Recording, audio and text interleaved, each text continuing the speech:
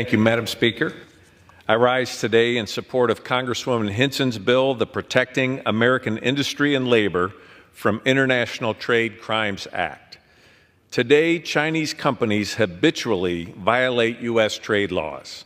They go around our country's tariffs, and this harms U.S. manufacturers, undermines our workers, and diminishes American competitiveness. Last August, during a roundtable in Wisconsin, the Select Committee on the CCP heard from Americans across industries on how Chinese companies are breaking the law and decimating their operations.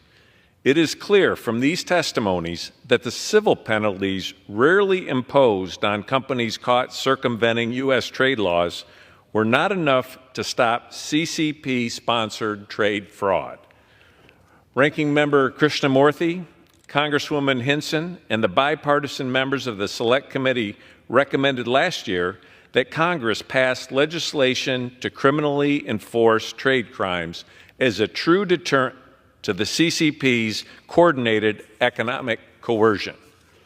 Today's legislation takes that recommendation and turns it into action. We've solicited feedback from industry, worked closely with the Department of Justice, and coordinated with the standing committees here in the House to develop this robust legislation before us today. As the House considers this bill, I am committed to working with my colleagues on the Appropriations Committee to ensure the prosecutors hired to criminally enforce our trade laws are fully funded. In the face of China's economic onslaught against our country, we must ensure those prosecutors have the resources they need to enforce tariffs, protect American workers, and stop the CCP from taking advantage of the United States.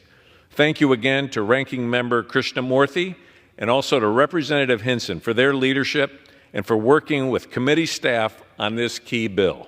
I urge my colleagues to support this legislation and support American manufacturing. Thank you, and I yield back.